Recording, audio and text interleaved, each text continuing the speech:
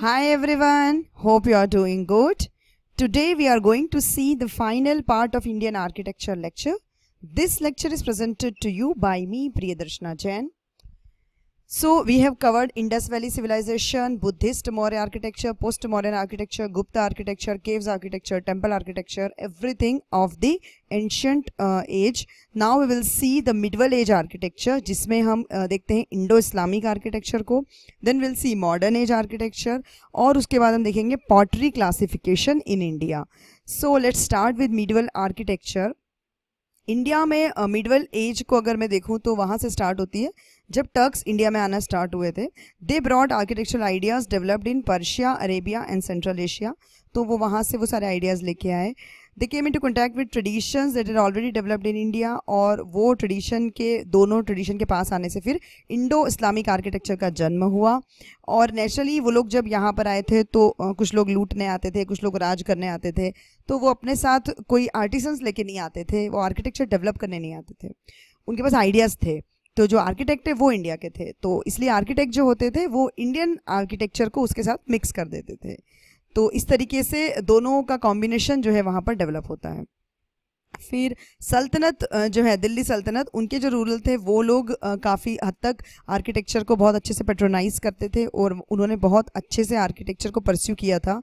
Craftsman जो थे वो रीजनल होते थे, जैसा मैंने बताया. तो अनकॉन्शियसली और कॉन्शियसली दोनों ही तरीके से डिज़ाइंस जो है हिंदू आर्किटेक्चर की और मुस्लिम आर्किटेक्चर की मिक्स हो जाती थी. Large number of mosque of this period was constructed by destroying certain period of portion of Hindu temples. ये भी एक इंपॉर्टेंट फैक्ट है. जो लोग लूट के लिए आए थे जैसे मोहम्मद गौरी है, तो उन्होंने बहुत सारे मंदिरों को डिस्ट्रॉय कर दिया. तो उन सामान को यूज़ करके, उनके जो रिमेन्स है उनको यूज़ करके फिर वापस से मॉस्क बनाया जाएगा या फिर उसी जगह पर. तो नेचुरली वहाँ पर भी आर्किटेक्चर का मिक्सचर होना स्वाभाविक है.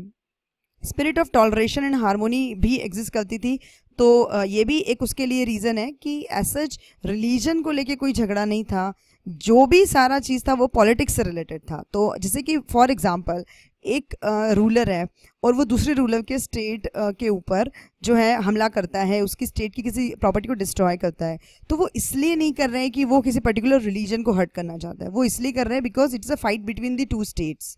तो और उसके लिए रिलीजन कभी कभी होस्टेज बन जाता था. That's a fact. But still जो हारमोनी जिसे हम कहते हैं रिलीजन्स के बीच में, वो काफ़ी अच्छी थी. कोई कम्युनल रायट्स या लोगों को इस तरीके से कोई झगड़े होना, इस तरह के कोई प्रमाण नहीं है हमारे पास कि there were any kind of conflicts between the communities at that time. तो वो भी एक बहुत बड़ा रीज़न है जिसकी वजह से इंडो इस्लामिक आर्किटेक्चर जो है वो डेवलप हुआ है. During the Mughal period the flowering of the synthesis took place and some of the greatest monuments of India were built. Indo Islamic architecture का हाईएस्ट पीरियड अगर हम अच्छा पीरियड मान सकते हैं तो वो मुगल पीरियड है. अब जो इस्लामिक आर्किटेक्चर इंडिया में अडॉप्ट किया गया उसके मेन फीचर्स क्या होते हैं वो देखते हैं. जो मॉस्क बनाए जाते थे, मस्जिद बनाई जाती थी, they are a large rectangular open courtyard surrounded by arcades on four sides. तो ओपन कोर्टयार्ड होता था वहाँ पर. हिंदू टेम्पल्स में आपको क्लोज्ड जो है मंडप वगैरह देखने को मिलते हैं. यहाँ पर जो पूरा कोर्टयार्ड है वो पूरी तरीके से खुला रहता है. The mihrab which faces Mecca indicates the direction to the prayer. तो जो मेन स्टोन होता है जहाँ पर की प्रेयर की जाती है, तो उसका डायरेक्शन जो है वो मक्का की डायरेक्शन में सेट किया जाता है. देन प्रेयर कॉल करने के लिए लंबे लंबे टावर बनाए जाते हैं, मिनारेट्स बनाए जाते हैं, क्योंकि अजान लगाई जाती है तो उसके लिए काफ़ी लंबे टावर की ज़रूरत होती है ताकि आवाज़ जो है वो दूर तक पहुँच सके. Then one of the important characteristic arch होते हैं, गेटवे के अंदर आर्क बनाए जाते हैं. तो ये आपको गेटवे ऑफ इंडिया और ये सारे आर्किटेक्चर में भी सब चीज़ें अडॉप्ट की गई हैं. तो यहाँ पर आपको देखने को मिलेगा, इसमें देखिए ये गोल गुंबज का पिक्चर है और ये जो है इन्हें हम आर्क कहते हैं. इस तरीके का जो डिज़ाइन होता है. The dome was another prominent feature. जो मॉस्क वगैरह होते हैं उनके ऊपर डोम, ये गोल गुंबज का जो डोम है ये सबसे लार्जेस्ट डोम है. The chief decorative element was sculpturing the building with geometrical designs and lettering in calligraphic style. तो कैलियोग्राफिक स्टाइल के अंदर लेटरिंग लिखना बिल्डिंग के ऊपर, वॉल्स के ऊपर, ये एक इम्पॉर्टेंट है. ज्योमेट्रिकल डिज़ाइंस बनाई जाती थी और स्कल्पचर भी उसके अंदर इन्वॉल्व रहती थी. Some of this features were new to India. तो कुछ फीचर्स जो थे वो न्यू भी थे और कुछ फीचर्स ऑलरेडी इंडिया में एग्जिस्ट करते थे. तो इंडिया के अंदर पहले जो बिल्डिंग्स होती थी उनमें कार्विंग बहुत हैवी की जाती थी. मुस्लिम बिल्डिंग्स के अंदर, इस्लामिक आर्किटेक्चर के अंदर इतनी हैवी कार्विंग नहीं होती है. बट इंडो इस्लामिक कंबाइन होने की वजह से सारी चीज़ें आपस में फिर मिक्स हुई. When the new building began to be erected the two styles were gradually synthesized, और फिर उससे एक नई स्टाइल जो है वो निकल के आ जाती है. Now will see Indo Islamic architecture किस तरीके का होता था और किस तरीके से डेवलप किया गया. Although there exist some evidence to suggest that true arch may have been earlier known in India, it is a Muslim who believe to have brought this to India. देखिए पहले भी इंडिया में arc exist करते थे, ऐसा नहीं exist नहीं करते थे, बट ट्रू आर्क एग्जिस्ट नहीं करते थे. तो ट्रू आर्क क्या चीज़ होती है अभी देखेंगे. एक सनशेड होता है, बालकनी, बालकनी जिसे यूज़ की जाती है जो बिल्डिंग्स वगैरह में बनाई जाती है, वो बालकनी इंट्रोड्यूस की गई इंडो इस्लामिक आर्किटेक्चर के अंदर, जिसे कहा जाता है छज्जा. In large and more complex Tom's there is also mosque and well planned garden. जब भी बड़े बड़े टॉम्स बनाए जाते थे, जैसे कि ताजमहल है, तो Taj Mahal is also a tomb, तो उसी के अंदर वो क्या क्या चीज़ें हाउस करते हैं वो इंपॉर्टेंट है. मॉस्क हाउस करते हैं, एक प्लांट वेल प्लान्ड गार्डन वहाँ पर होता है. ये इंडो इस्लामिक आर्किटेक्चर की कुछ कैरेक्टरिस्टिक्स हैं, इंपॉर्टेंट कैरेक्टरिस्टिक्स हैं. As among the Muslim the representation of living beings was taboo. पहले हम देखेंगे, इससे पहले जो इंडिया का आर्किटेक्चर है उसमें आपको जो लिविंग बींग्स हैं, एनिमल्स हैं, उनके भी कार्विंग्स और उनके पेंटिंग्स और फोटो वगैरह दिखाई देते हैं आर्किटेक्चर के अंदर. बट चूंकि मुस्लिम्स जो हैं लिविंग बींग्स को यूज़ करना टैबू समझते हैं, वो उसे यूज़ नहीं करते हैं, इसलिए उनकी बिल्डिंग्स के डेकोरेशन और ऑर्नामेंटेशन जो है वो ज्योमेट्रिकल पैटर्न से बने होते थे.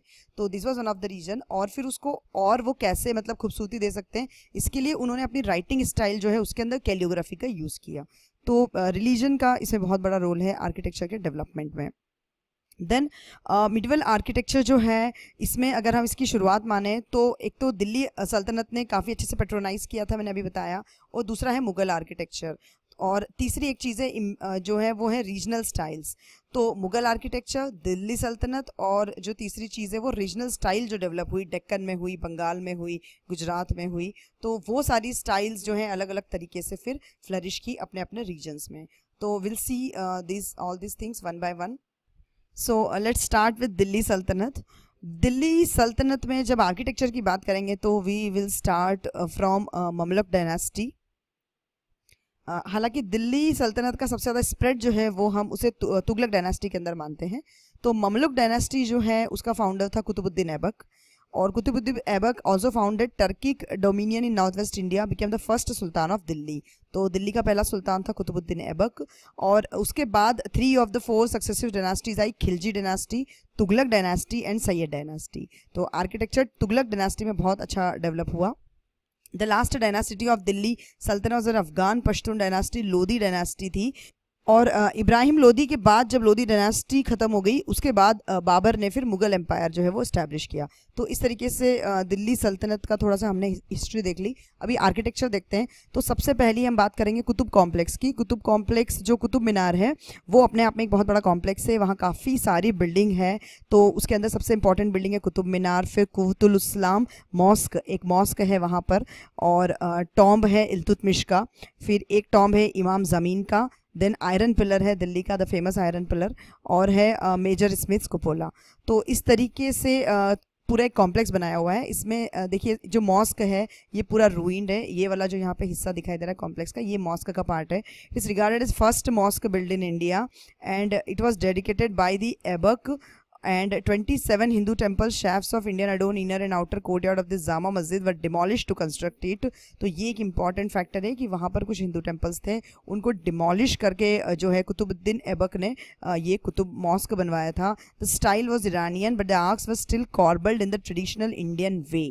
देखिए अभी हम बात कर रहे थे कि इंडिया में ट्रू आर्क की ट्रेडिशन जो है इंडो इस्लामिक के बाद इंट्रोड्यूस हुई. इसके पहले इंडिया में ट्रू आर्क नहीं होते थे, इंडिया में होते थे कॉर्बल्ड आर्क. ना what is the difference between a true arch and a corbelled arch? True arch के अंदर जो स्टोन्स होते हैं वो एक सीरीज में लगाए जाते हैं, और जो कॉर्बल्ड आर्क होते हैं उसमें ओवरलैपिंग स्टोन्स होते हैं. This is the difference between true arch and the corbelled arch. Now Qutub Minar जो है सबसे इंपॉर्टेंट बिल्डिंग है इस कुतुब कॉम्प्लेक्स की. It is made of red sandstone and marble located within the complex. तो मार्बल का भी यूज़ किया गया है. तो इस तरीके के क्वेश्चन यूपीएससी प्रीलिम्स में आ जाते हैं कि made of red sandstone only. तो दिखाई हमें ऐसा देता है कि रेड सैंडस्टोन है, लेकिन वहाँ पर मार्बल भी यूज़ किया गया है. और this is the highest brick minaret in the world, पूरे वर्ल्ड की हाईएस्ट ब्रिक मिनारेट मानी जाती है, यूनेस्को वर्ल्ड हेरिटेज साइट मानी जाती है। कुतुबुद्दीन ऐबक ने इसका जो है फॉर्मेशन स्टार्ट करवाया, उसके बाद इसको इल्तुतमिश ने जाके कल्मिनेट किया। दिस मिनारेट वाज डेडिकेटेड टू सूफी संत कुतुबुद्दीन बख्तियार काकी। तो ये भी एक इम्पॉर्टेंट फैक्ट है कि इसका जो नाम है वो उस एम्परर के नाम पर नहीं है जिसने इसका निर्माण स्टार्ट करवाया था कुतुबुद्दीन ऐबक ने, बल्कि उसको डेडिकेट किया है एक सूफी संत को जिनका नाम है Qutbuddin Bakhtiyar Kaki. Its closest comparator is 62 metre all brick minaret of Jam in Afghanistan. ऐसी एक मिनारेट है अफगानिस्तान के अंदर, उन दोनों के अंदर सरफेसेस जो है वो इलेबरेटली डेकोरेट की जाती है। और जो दिल्ली वाली ये कुतुब मीनार है इसके अंदर superb stalactite bracketing under the balconies, ये वाली टेक्नोलॉजी यूज़ की गई है जिसे कहते हैं स्टेलेक्टाइट टेक्निक होती है। ये देखिए आप इसकी बालकनी को, तो ये स्पेशल चीज़ है जो वहाँ पर आपको अफगानिस्तान वाली मिनारेट में देखने को नहीं मिलेगी, जो कि इसकी ट्विन कॉपी मानी जाती है। देन अलाई दरवाजा एक इमारत है। अलाई दरवाजा with in the complex forms the central gateway from the southern side of the mosque. ये जो यहाँ से दिख रहा है ये अलाई दरवाजा है। This was built by Alauddin Khilji, Alauddin Khilji ने इसे बिल्ड किया था। The gateway built of red sandstone white marble stands as the first ever structure in India. देखिए ये भी इंपॉर्टेंट है, यहाँ पर भी रेड सैंडस्टोन भी यूज़ किया जा रहा है, वाइट मार्बल भी यूज़ किया जा रहा है। एक्चुअली फुल वाइट मार्बल से बिल्डिंग अभी नहीं बनाई जाती, ये वो बाद में आएगी, मुगल टाइम में आएगी। तो बस यही है कि मेन जो है रेड सैंडस्टोन यूज़ कर रहे हैं, लेकिन बीच बीच में वाइट मार्बल्स भी यूज़ किया जा रहा है। तो ये फैक्टर्स हमें ध्यान रखने हैं। The first ever structure in India incorporated principle of Islamic structure, सबसे हाईएस्ट जो इस्लामिक स्ट्रक्चर है उसका इनकॉर्पोरेशन इस अलाई दरवाजा में देखा जाता है। Both in its construction and decoration unique features of Khilji art including intricate patterns and embellishments are visible from the monument. Intricate patterns कैसे होते हैं, तो ये जो हमें दिखाई दे रहा है इसे हम इंट्रिकेट पैटर्न कहते हैं, जो बहुत बारीक कार्विंग से डेवलप होता है। आप इसके अंदर देखिए इंट्रिकेट पैटर्न्स, एम्बलिशमेंट्स का मतलब होता है जो उसमें ज्वेलरी वाला लुक दिया जाता है, वो दोनों चीज़ें खिलजी आर्ट की स्पेशलिटी है और यहाँ पर हमको देखने को मिलती है। नाउ अढ़ाई दिन का झोपड़ा एक मॉन्यूमेंट है। अढ़ाई दिन का झोपड़ा जो है वो अजमेर राजस्थान में बनाया गया था। It was build for the same rulers, Delhi rulers, again with the corbelled arches and domes. अभी भी कॉर्बेल्ड आर्क का ही यूज़ किया जा रहा है, ट्रू आर्क अभी इंट्रोड्यूस नहीं हुआ है। हाइट अचीव करने के लिए हिंदू टेम्पल्स के जो पिलर्स होते हैं उनका यूज़ किया गया था यहाँ पर।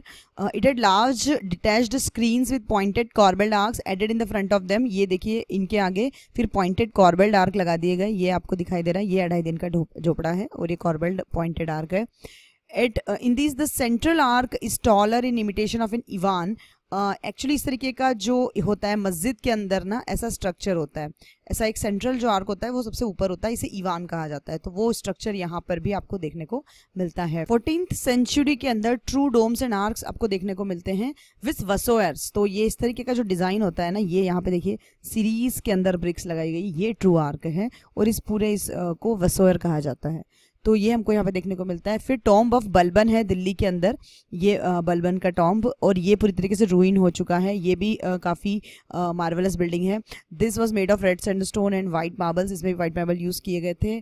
and to become a common feature of Indo-Islamic architecture, substituting for the polychrome tiles used in Persia and Central Asia। polychrome tiles जो हैं उनका मतलब होता है कि बहुत सारे कलर की टाइल्स पर्शिया और सेंट्रल एशिया में यूज़ की जाती थी। इंडिया में बाइक्रोम या मोनोक्रोम ही यूज़ होती थी।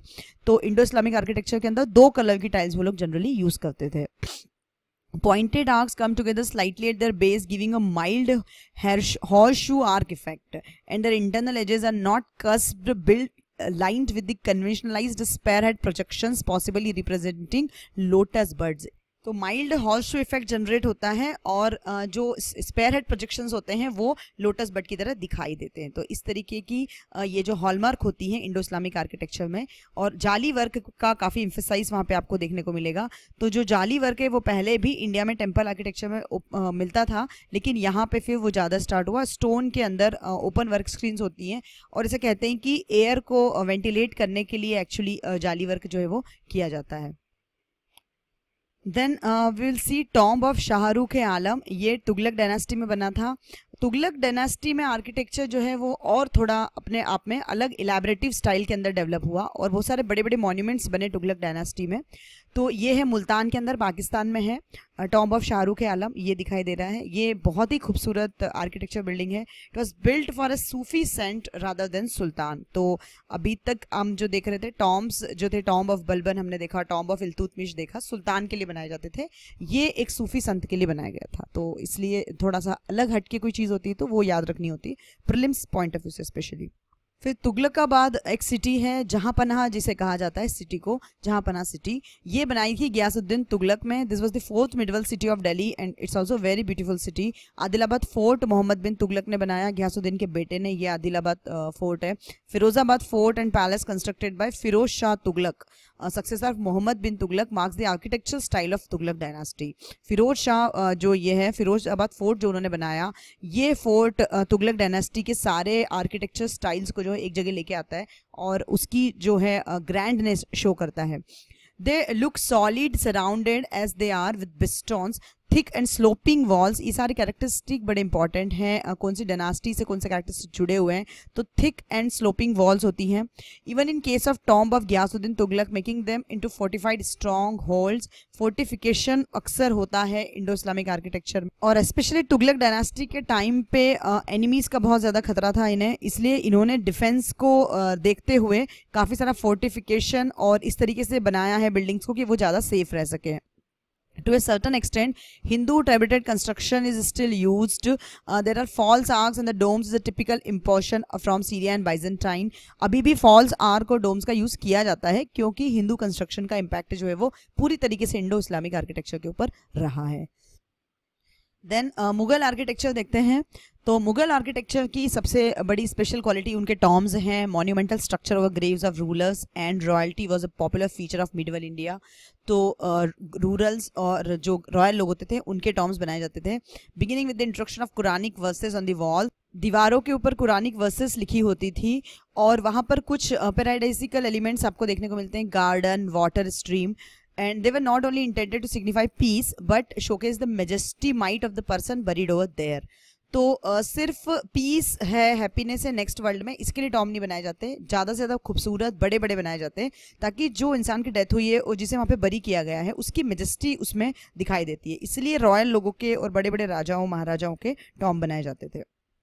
Tom's, Taj Mahal, Akbar's tomb, Humayun's tomb, ये टॉम्ब के एग्जाम्पल हैं। फोर्ट हैं, रेड फोर्ट, लाहौर का फोर्ट, आगरा फोर्ट, लाल बाग फोर्ट। देन कुछ मॉस्क हैं, जामा मस्जिद, बादशाही मस्जिद। तो इस तरीके से मुगल आर्किटेक्चर जो है अलग अलग बिल्डिंग्स उसमें बनती थी। ये आप डोम देखिए, ये मुगल आर्किटेक्चर का डोम है, एकदम गोल है, एकदम गोल, पूरा मोटा सा गोल होता है और आर्क होता है, ये इसे आर्क कहते हैं। फिर यहाँ पर एक वॉल्ट होता है, दिस इज द वॉल्ट। तो ये तीनों आपको मुगल आर्किटेक्चर में जरूर देखने को मिलेगा। तो ये ताजमहल के आर्किटेक्चर का पिक्चर अगर आप देखेंगे तो यहाँ पर आप देखिए ये जो डोम है ये ऑनियन डोम कहा जाता है क्योंकि इसका जो गोलाई है वो ऑनियन की जैसी होती है। फिर लोटस डेकोरेशन यहाँ पे देखने को मिलता है क्योंकि हिंदू ट्रेडिशंस मिक्स होती हैं इंडो इस्लामिक आर्किटेक्चर में। फिर फीनियल, ये यहाँ पर जो ऊपर होता है इसे फीनियल कहते हैं। ड्रम होता है, देन यहाँ पर छतरी होती है, ये वाला जो आपको पिक्चर दिखाई दे रहा है इसे छतरी कहते हैं। छतरी मुगल आर्किटेक्चर में हर जगह अक्सर देखने को मिलेगी। ये यहाँ पर आर्क है और नीचे एक कैलीग्राफी आपको देखने को मिलेगी यहाँ पर। और अभी ताजमहल को हम डिटेल में देखेंगे थोड़ा। नाउ मुगल आर्किटेक्चर से बनी हुई कुछ अच्छी अच्छी बिल्डिंग्स हैं, उनके बारे में देखते हैं। नाउ हुमायूं जो टॉम्ब है वो उसमें सबसे ज़्यादा फेमस है, हुमायूं का टॉम्ब। एंड हुमायूं टॉम्ब जो है उसे हम ये कह सकते हैं कि मुगल आर्किटेक्चर का डिस्टिंक्ट एग्जांपल आपको इसकी आर्किटेक्चर में देखने को मिलता है। It was made by the Begum of Humayun, her name was Bega Begum. Sikandar Lodi's tomb is the first garden tomb build in India. इसके पहले सिकंदर लोदी का टॉम्ब बनाया गया था, वो पहला गार्डन टॉम्ब था। ये जो हुमायूं का टॉम्ब है ये अपने आप में एक नया नोट लेके आता है क्योंकि इसका आर्किटेक्चर बड़ा खूबसूरत है और इसका जो फैक्ट है ये भी बड़ा डिफरेंट है कि एक वाइफ ने बनाया फॉर हर इंपीरियल हस्बैंड। इसके अंदर आपको एक स्क्वायर गार्डन देखने को मिलेगा, divided into 4 main parts bye causeway, 4 बाग जिसे कहा जाता है। 4 बाग स्ट्रक्चर जो है ये मेंशन्ड है एक्चुअली कुरान के अंदर कि जो हेवन होता है अकॉर्डिंग टू कुरान उसके अंदर ऐसा 4 बाग पाया जाता है। तो अक्सर जो मुगल गार्डन्स हैं उसमें आपको 4 बाग देखने को मिलेगा। In the centre of which run shallow water channels, और इसी के बाहर पे वाटर चैनल्स भी रन करते हैं। जैसा अभी हमने देखा टॉम्ब जो होते हैं अक्सर वाटर बॉडीज के पास ही होते हैं, या फिर कोई वाटर बॉडी वहाँ पे क्रिएट कर देते हैं artificially. The square red sandstone double storeyed structure, ये सारे इसके स्पेशल फीचर्स हैं। ऑक्टागोनल फॉर्म के ऊपर बनाया गया है, और पहली बार पिंक सैंडस्टोन और वाइट का जो है कॉम्बिनेशन यूज किया गया था मुगल आर्किटेक्चर में इन दी हुमायूं टॉम्ब। और इसके अंदर एक इंपॉर्टेंट कैरेक्टरिस्टिक एक तो छतरी है जो यहाँ पर बनी हुई है। छतरी अक्सर मुगल आर्किटेक्चर में होगी। डोम कभी कभी डबल होते हैं, कभी सिंगल होते हैं। यहाँ हुमायूं टॉम्ब में डबल डोम यूज किया गया है। डबल डोम 2 लेयर से मिलकर बनता है। 1 layer inside which provide ceiling to the interior of the building and the other layer is outer one which crowns the building. So it used in tombs like Sikandar Lodi tomb first, but at a matured stage यहाँ पर use किया गया। तो इसके पहले सिकंदर लोदी के tomb में भी डबल डोम ही यूज किया गया था। तो ऐसा नहीं कि हुमायूं के टॉम्ब में पहली बार यूज किया गया, बट इतना मेच्योर डबल डोम, सबसे मतलब बेस्ट डबल डोम जिसे हम कह सकते हैं, वो हुमायूं के टॉम्ब से स्टार्ट हुआ है। ताजमहल को थोड़ा सा आर्किटेक्चर वाइज देख लेते हैं। ये तो हमें पता ही है कि मुमताज के लिए शाहजहां ने ताजमहल बनाया था, who died in 1631। It is considered as a symbol of romance by the people.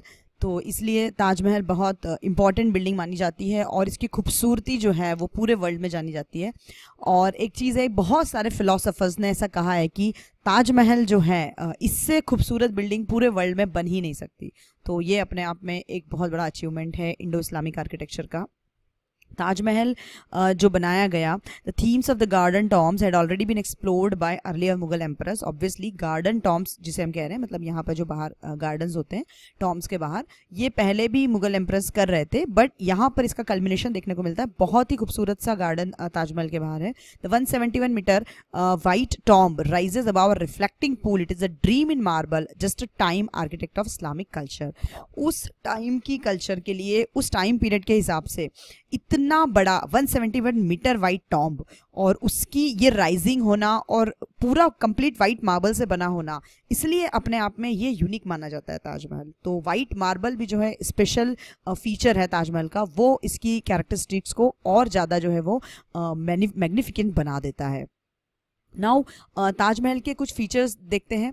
तो एक तो आपको ये दिखाई दे रहा है लोटस डेकोरेशन, हमने वहाँ पे देखा था अभी लास्ट आर्किटेक्चर जब देख रहे थे। तो फिनियल होता है, फिर ऑनियन डोम होता है, ड्रम होता है ना। ड्रम क्या होता है? Cylindrical base of the onion dome. इसका जो बेस होता है ना डोम का, इसे ड्रम कहते हैं।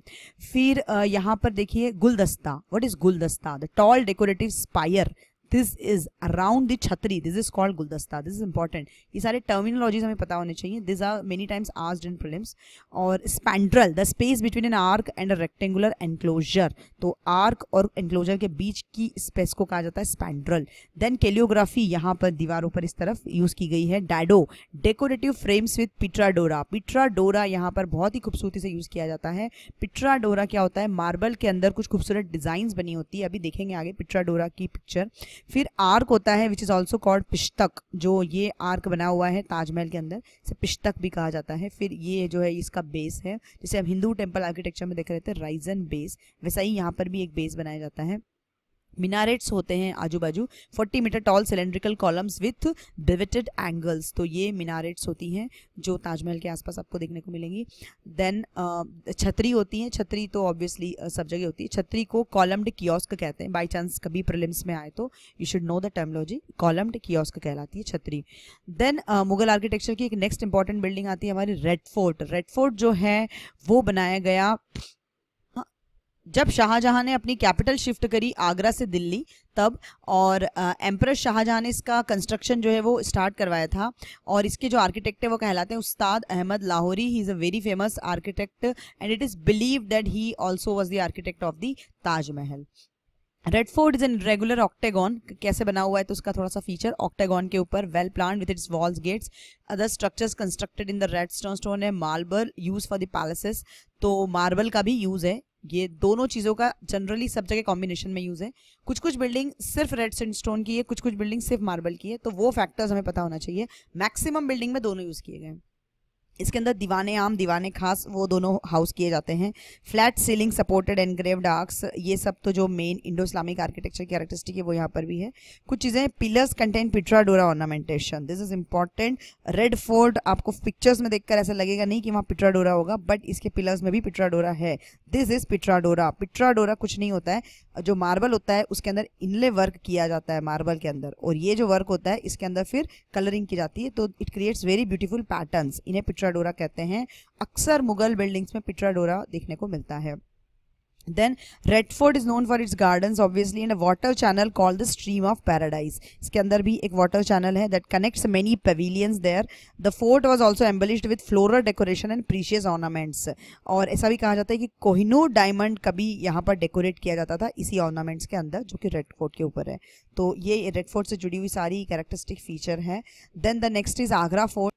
आगरा फोर्ट अकबर ने बनाया था, अकबर की कैपिटल थी आगरा। इस फोर्ट के अंदर जहांगीर महल, खास महल, दीवाने आम, दीवाने खास, मोती मस्जिद, ये सारी इमारतें आपको देखने को मिलती हैं। Bricks formed the base of Agra fort structure, stone से नहीं बना हुआ है, ब्रिक्स का बेस है, इंपॉर्टेंट है।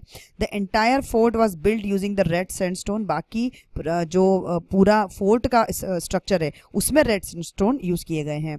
The appearance of the fort underwent a major change during the reign of Shahjahan. Shahjahan ने काफ़ी सारे चेंजेस करवाए थे इसके अंदर। Lahore fort and Lalbagh fort दूसरे एग्जांपल हैं फोर्ट्स के। तो आप यहाँ पर ये देखिए, ये लाहौर का फोर्ट है, पाकिस्तान के अंदर है अभी। फिर आगरा फोर्ट है ये, एंड देन बुलंद दरवाजा of Fatehpur Sikri. Now will see Fatehpur Sikri. Fatehpur Sikri is a city of located in Agra, build by Akbar only. Akbar ने जो अपनी कैपिटल बनाई उसी का नाम एक्चुअली फतेहपुर सिकरी है, nothing but the capital of Akbar. Then some of the important buildings and construction within the city, उसमें ये बुलंद दरवाजा जो हम देख रहे हैं ये इंपॉर्टेंट है, बुलंद दरवाजा। द गेट ऑफ मैग्निफिकेंस, ऐसा है कि बुलंद, बुलंद मतलब magnificence, that forms the main entrance of the palace of the city, portraying a remarkable blend of Hindu and Persian style of architecture. और इतना ज़्यादा बड़ा इसलिए बनाया था कि ये दिखाने के लिए कि अकबर जो है उसका कद इतना बड़ा है। तो just like to show the majesty of Akbar, ये बुलंद दरवाजा इतना बुलंद बनाया गया। फिर जामा मस्जिद है यहीं पर फतेहपुर सिकरी में, also referred as the Friday mosque. Tomb of Salim Chishti भी है, जो सूफी संत हैं सलीम चिश्ती, उनका टॉम्ब हाउस किया गया फतेहपुर सिकरी के अंदर। अकबर की राजधानी हमने देख ली। Now we will see Mughal gardens. Mughal gardens की स्पेशल कैरेक्टरिस्टिक होती है, बहुत खूबसूरत वाटर स्ट्रीम्स होती है मुगल गार्डन्स के अंदर, हेविली इन्फ्लुएंस होते हैं पर्शियल स्टाइल ऑफ आर्किटेक्चर से। देन चार बाग स्ट्रक्चर यहाँ पर यूज़ किया जाता है। चार बाग स्ट्रक्चर क्वाड्रिलेटरल गार्डन होते हैं, तो चार गार्डन्स का ग्रुप होता है। ये जो है मेंशन्ड है कुरान के अंदर कि हेवन के अंदर इस तरीके के खूबसूरत गार्डन्स हैं, तो उसी के हिसाब से ये चार बाग बनाए जाते हैं। Significant use of rectilinear layouts are made within the walled enclosures, तो कुछ रेक्टिलिनियर लेआउट्स भी यहाँ पर देखने को मिलते हैं। और इसके कुछ टिपिकल जो फीचर्स हैं उनके से नाम है, include pools, fountains, canals.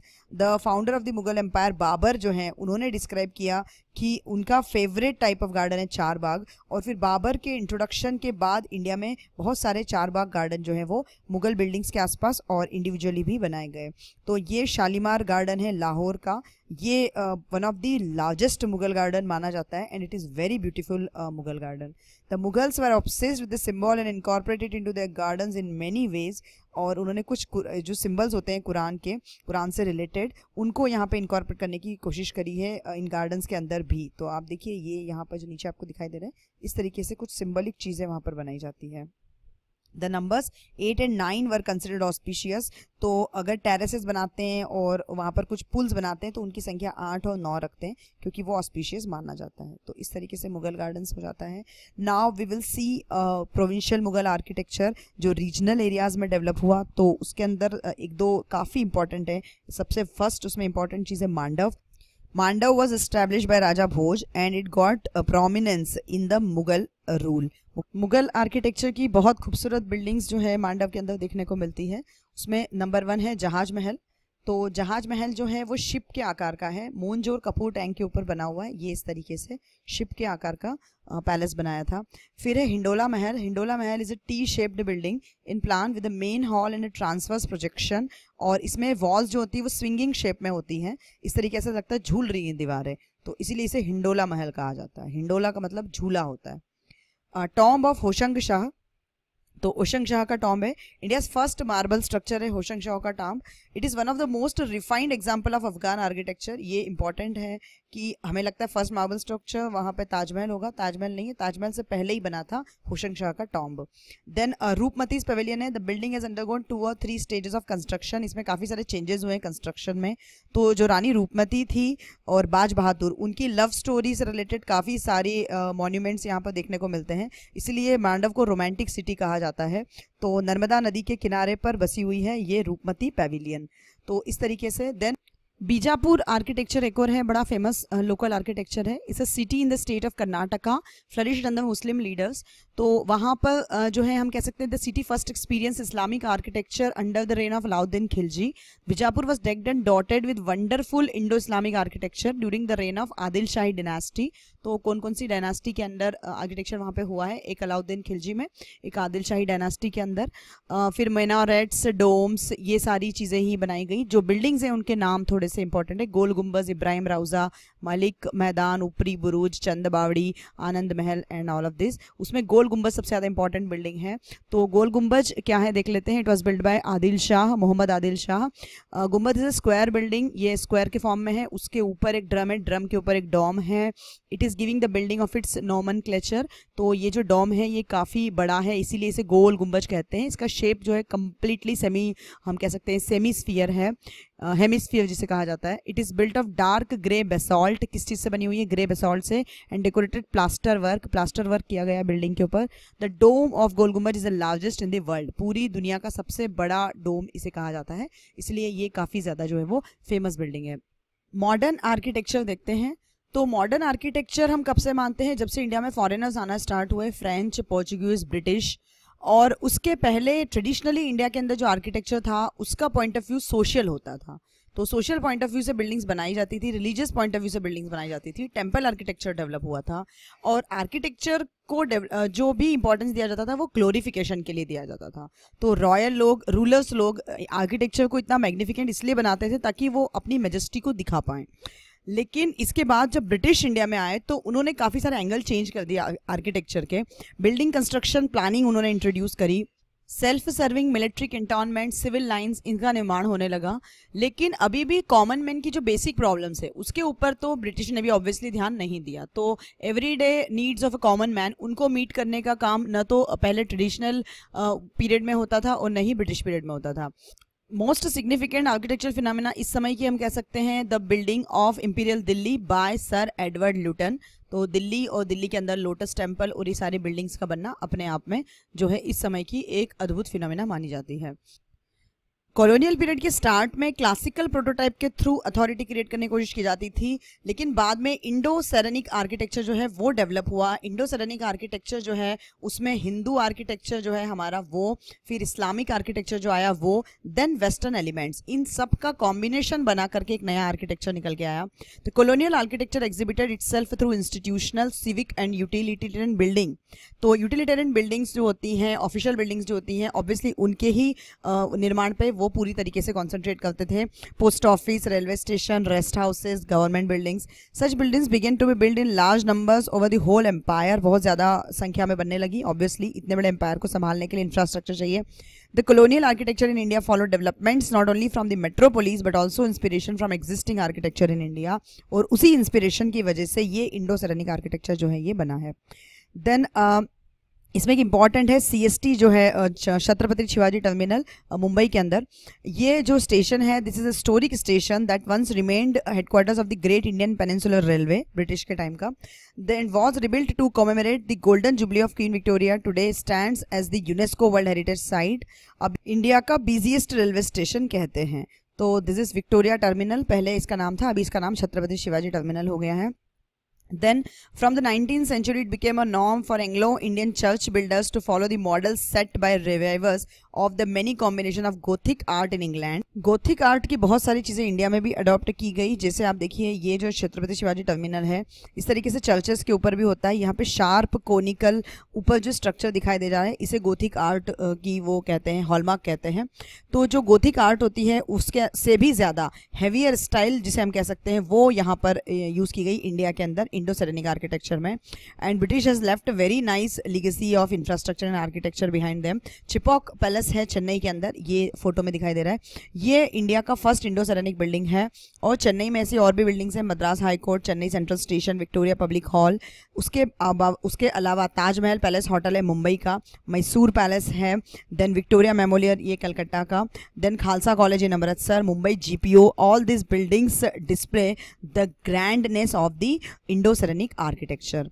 So this is end of the modern architecture. Now we will see pottery classifications in India. तो जो सिरेमिक्स होते हैं, क्ले होते हैं, उनसे मिलकर के कुछ ऑब्जेक्ट्स बनाए जाते हैं, उन्हें पॉटरी कहा जाता है। Pottery plays an important role in studying culture and reconstructing the past. History को स्टडी करने में पॉटरी से बहुत ज़्यादा मदद मिलती है। उस समय की सोशो इकोनॉमिक एनवायरमेंटल कंडीशन पता चलती है और उसके बाद जो पॉटरी को जब समझा जाता है तो वहाँ पर फायर थी या नहीं थी, कुकिंग किस तरीके से होती थी, स्टोरेज कैसे किया जाता था, ये सारी चीज़ों के ऊपर आपको जानकारी मिलती है। For people pottery provided opportunity to store, cook, transport, trade and essentially became an expression of the artistic creativity in the history. तो लोगों के लिए भी इसका एडवांटेज इस तरीके से रहा है और इतिहासकारों के लिए इतिहास को स्टडी करने में पॉटरी से बहुत मदद मिलती है। तो हम स्टार्ट करते हैं नियोलिथिक एज से। नियोलिथिक एज मतलब स्टोन एज होती है, तो स्टोन एज का लास्ट पार्ट होता है, उसे न्यू स्टोन एज कहा जाता है। इस पीरियड के अंदर मेगालिथिक स्ट्रक्चर भी बनते थे। स्प्रेड ऑफ एग्रीकल्चर एक इंपॉर्टेंट इवेंट है और use of polished stone tools बनाए जाने लगे थे, उनकी पॉलिशिंग की जाती थी। पॉटरी की पॉलिशिंग नहीं की जाती थी। फर्स्ट रेफरेंस ऑफ पॉटरी अगर कहीं पे आता है तो इसी एज में आता है। हैंडमेड पॉटरी और उसके बाद फुट व्हील स्टार्ट हुआ था इसी एज के अंदर। Course handmade pottery, balls, jars, vessels ये सब बनाए जाते थे। मटीरियल जो यूज़ किया जाता था क्ले यूज़ किया जाता था, उसमें मिका को मिक्स किया जाता था। Potteries divide of any painting, यहाँ पर जो पॉटरी बनती थी उसके अंदर कोई भी पेंटिंग वगैरह नहीं की जाती थी, पॉलिशिंग भी नहीं होती थी। आप देखिए बहुत ही रफ और कोर्स पॉटरी आपको देखने को मिलेगी। Many cases twisted rice husk chords were impressed into the wait clay for decoration. तो ये जो है हस्क को यूज़ करके ये ऐसा डेकोरेशन यहाँ पर कहीं कहीं पर इसी एज में देखने को मिलता है। उसके बाद आती है चारकोलिथिक एज। चारकोलिथिक एज जो है वहाँ पर मेटल यूज़ होना स्टार्ट हुआ। तो जो पहली मेटल यूज़ हुई वो थी कॉपर और चारकोलिथिक एज को हम कह सकते हैं कि पेंटेड पॉटरी यहाँ पर स्टार्ट हो गई। तो पॉटरी के ऊपर पेंटिंग की जाने लगी और इसको डिवाइड किया जाता है अलग अलग कल्चर्स में एरिया वाइज, कौन कौन से रीजन से प्रमाण मिले हैं इस पर्टिकुलर पीरियड के। तो उसमें सबसे पहले आता है आहार, राजस्थान के अंदर। तो राजस्थान में आहार, बलाथल, गिलुंड ये सारी जगहों पर the pottery is black and red where, वहाँ की जो पॉटरी है वो ब्लैक पॉटरी होती थी। तो ये जो आपको फोटो दिखाई दे रहा है ये आहार कल्चर का फोटो है। कायथ कल्चर होती है located in the Chambal valley. Chambal valley के अंदर जो चारकोलिथिक समय पे जो कल्चर हुआ करती थी वहाँ पर रेड स्लिप्ड वेयर जो है पॉटरी बनती थी विद चॉकलेट डिज़ाइंस। और फिर उसके बाद मालवा कल्चर, नर्मदा और इट्स ट्रिब्यूटरीज इन गुजरात, उसके आसपास there pottery was red orange painted with geometric floral animal and human designs in the black. तो इस तरीके से अलग अलग जगह पे अलग अलग टाइप की पॉटरी चारकोलिथिक एज में देखने को मिलती है। स्वाल्डा कल्चर जो है धुलिया डिस्ट्रिक्ट महाराष्ट्र में pictographic red and black pottery देखने को मिलती है। Prabhas and Rangpur culture, both of them are derive from Harappa culture. Harappa के बाद ये डिराइव हुई थी। The polished redware is the hallmark of this culture. यहाँ पर पॉलिश्ड रेडवेयर जो है वो यूज किया जाता था। इंडस वैली सिविलाइजेशन में पॉटरी दो तरीके से बनाई जाती थी, हैंडमेड भी थी, व्हील भी बन गया था, व्हील मेड पॉटरी होती थी। Pottery seem to fulfil both utilitarian and decorative function, utility के लिए भी बनाई जाती थी और कुछ इस तरीके की भी पॉटरी मिली है जिससे पता चलता है कि कुछ पॉटरी जो है वो आपकी डेकोरेशन के लिए बनाई जाती थी। Both polished and unpolished type of pottery existed during this time. Harappa के अंदर red ware, black and red ware, buff ware, grey ware इस तरीके की पॉटरीज देखने को मिलती हैं। ज्योमेट्रिकल डिजाइंस देखने को मिलती हैं पॉटरी के ऊपर और इसमें मोस्ट पॉपुलर एक डिज़ाइन है इंटरसेक्टिंग सर्कल से जो बनाई जाती है, जो उस समय की किसी भी सिविलाइजेशन में देखने को नहीं मिलेगी। परफोरेटेड पॉटरी मिली है, शायद वो स्ट्रेनर के रूप में यूज़ की जाती हो या डेकोरेशन के रूप में। Pottery throughout the civilisation was uniform. ये चीज़ रिवील करती है कि कोई सेंट्रल कंट्रोल था पॉटरी के ऊपर, इसीलिए पूरी सिविलाइजेशन में यूनिफॉर्म पॉटरी देखने को मिलती है। और लग्जरियस पॉटरी भी इस एज के अंदर हमको देखने को मिलती है, इससे इकोनॉमिक स्ट्रैटिफिकेशन का पता चलता है। Thin pottery plaques rectangular in shape found in Indus valley. कुछ पॉटरी प्लैक्स मिले हैं तो शायद वो राइटिंग टैबलेट के रूप में यूज़ किए जाते हो, ऐसा एक अनुमान है। नाउ इंडस वैली सिविलाइजेशन के लेटर पीरियड में 3-4 तरीके की पॉटरी जो है वो डेवलप हुई। उसमें एक होती है OCP, ochre coloured pottery, then black grey burnished ware, ये स्वाट वैली के अंदर से मिली है। ब्लैक ऑन रेड, ये एक पॉटरी है which is painted and wheel turn pottery, wheel के ऊपर बनाई जाती है। Then grey ware and painted grey ware, PGW जिसे कहा जाता है, वो pottery generally associated with Vedic people, ये हड़प्पा, लेट हड़प्पा पीरियड के अंदर भी मिली है PGW। देन वैदिक एरा को PGW कल्चर कहा जाता है क्योंकि उस समय की जो पॉटरी है वो पेंटेड ग्रे वेयर पॉटरी होती थी। वैदिक मटेरियल कल्चर जो है उसके अंदर भी ये सारे प्रकार की ochre coloured, Gandhara grave culture एक पॉटरी होती थी, ब्लैक एंड रेड वेयर, ये सारी पॉटरी देखने को मिलती है। Rig Vedic sites have PGW but iron objects and cereals are absent in Rig Vedic sites. Later Vedic site में आयरन इंट्रोड्यूस हुआ है। So painted grey ware is a very fine grey coloured pottery, बहुत ही पतली होती है, painted with geometric patterns in black, ये आपको देखने को जो यहाँ पे मिल रहा है ये PGW है। ज्योग्राफिकल लोकेशंस इसकी पंजाब, हरियाणा, अपर गंगा वैली है। The pottery is so fine that the walls of the pots are referred to as being egg shell thin in section, इतनी पतली होती है कि एग शेल की तरह ये इसको कह सकते हो आप। और इस तरह की पॉटरी या तो रिचुअल के लिए बनाई गई होगी या फिर किसी रॉयल रीजन से, ऐसा एक अनुमान है। और ऐसी PGW पॉटरी जो है पहले किसी पीरियड में नहीं मिली और इसके बाद के भी किसी पीरियड में देखने को नहीं मिलती है, तो अपने आप में यूनिक है। लेटर वैदिक एरा की जब बात करें जहाँ से आयरन एज स्टार्ट हो जाती है 6th सेंचुरी BC के अराउंड, we see the emergence of second phase of urbanisation. पहला वाला इंडस वैली में होता है और सेकंड फेज यहाँ 6th सेंचुरी BC में होता है, लेटर वैदिक पीरियड में। यहाँ पर जो पॉटरी है उसे कहा जाता है नॉर्थर्न ब्लैक पॉलिश्ड वेयर। इस टाइम की कल्चर को NBPW कल्चर कहा जाता है। This is iron age culture जो कि पीक पकड़ती है 500 से 300 BC के अंदर, coinciding with the emergence of 16 great states और महाजनपदास। जो 16 महाजनपद होते हैं नॉर्थ इंडिया के अंदर वो इस समय पर ही आते हैं और उसके बाद फिर मौर्यन एम्पायर का राइज होता है, तो वहाँ पर सब जगह NBPW पॉटरी जो है वो कंटिन्यू होती है। Surface of NBPW which is strikingly lustrous in nature, ये देखिए इसका पिक्चर है, बहुत लस्टरस होती है। About 90% of the pottery is jet black colour से बनाई जाती है। ब्राउनिश ब्लैक और ब्लूइश ब्लैक, ये सारे ब्लैक कलर्स के अंदर यूज होते हैं NBPW में। और एक यहाँ पर हमने देखा black and red where pottery जो है वो लेटर वैदिक पीरियड में होती थी, इसका ये पिक्चर है। फिर वो कौन कौन सी जोग्राफिकल लोकेशन है जहाँ पे NBPW होता था, तो ये पूरा उसका मैप है। This was the geographical location जहाँ पे NBPW कल्चर जो है वो फ्लरिश करती थी। देन मेगालिथ्स कल्चर, मेगालिथ्स का मतलब होता है monuments constructed of big stones, बहुत बड़े बड़े स्टोन से जो मॉन्यूमेंट्स बनाए जाते थे। उस कल्चर के अंदर भी फिर से हम पॉटरी क्लासिफिकेशन को देखते हैं, तो this is particularly known for its large stone graves. In the south this age is characterised by use of iron, iron का यूज यहाँ पर होता था साउथ इंडिया में। The pottery has been type cast according to its appearance के हिसाब से pottery को डिवाइड किया गया है। और large amount of potteries found in the south India, जहाँ पर ऐसा अंदाज है कि ओरिजिनली फॉरेन ओरिजिन से भी चीज़ें वहाँ पर आई गई थी, इंपोर्ट की गई थी चीज़ें। Prominent among those pottery types are Rang Mahal pottery, russet coated, painted, roulette ware, red polished ware, stamped pottery, ये सब उनके नाम है बेस्ड ऑन देयर अपीयरेंस के आधार पर डिवाइड किया था। Through out the period mentioned above until around the 10th century, red ware has remained the predominant ware। तो उस टाइम के बाद, मतलब अभी हम कहाँ तक थे, लेटर वैदिक के बाद अगर हम मेगालिथ से आ जाते हैं सीधे 3rd सेंचुरी से 1st सेंचुरी AD पे, तो इस पीरियड के बाद से ये रेड वेयर पॉटरी ही इंडिया में प्रिडोमिनेंट पॉटरी रही है। और आज जो है रूरल क्राफ्टमैन जो है वो टेराकोटा और रेडमैन इन दोनों का यूज़ करते हैं इन देयर डेली लाइफ, और यही सारी चीज़ें जो है वो सेल की जाती है मार्केट्स में। तो इंडिया में पॉटरी क्लासिफिकेशन के अंदर कुछ स्टाइल्स बताई गई हैं, वो देख लेते हैं। एक अनग्लेज्ड पॉटरी होती है, ये वाली। ग्लेजिंग एक टेक्निक होती है जो फायरिंग के बाद की जाती है। जब पॉटरी बनाई जाती है तो पॉटर्स व्हील के ऊपर पहले कच्ची मिट्टी को रखा जाता है, फिर उसको एक शेप दिया जाता है, फिर उसके बाद उसको आग के ऊपर पकाते हैं, तो आग से वो एकदम पक्की हो जाती है मिट्टी, वो टूटता नहीं है घड़ा जो भी मिट्टी का बना हुआ है। और उसके बाद एक चीज़ होती है ग्लेजिंग। तो ग्लेजिंग से क्या होता है कि पानी का लीकेज वगैरह उस पॉटरी के अंदर से नहीं होता है। तो ये इस तरीके से वाइट कलर की पॉटरी होती है, ग्लेज्ड पॉटरी, और इसके ऊपर भी बहुत खूबसूरत डिजाइंस बनाई जाती है। तो इंडिया में ग्लेज्ड पॉटरी, अनग्लेज्ड पॉटरी दोनों ही देखने को मिलती है। टेराकोटा जो होते हैं, ये टेराकोटा स्कल्पचर्स भी देखने को मिलता है। डायटीज की मूर्तियां बनाई जाती है, दुर्गा के टाइम पे और गणपति के टाइम पे वो सब टेराकोटा का यूज़ करके, क्ले का यूज़ करके बनाई जाती हैं। फिर पेपर मैशी भी एक टेक्निक है, इसी से रिलेटेड है। न्यूज़पेपर वगैरह का यूज़ करके स्टार्च, ग्लू वगैरह से चिपकाया जाता है, उसके अंदर कुछ टेक्सटाइल भी यूज़ की जाती हैं और उन सब का यूज़ करके इस तरीके की जो है डेकोरेशन के लिए छोटी छोटी स्टैच्यूज़ वगैरह, बच्चों के टॉयज़, ये सब चीज़ें बनाई जाती है। तो इस तरीके से ये पॉटरी की स्टाइल से unglazed, glazed, terracotta and papier. Here we end up the Indian pottery. So we saw in this lecture medieval architecture, modern architecture and the Indian pottery classification.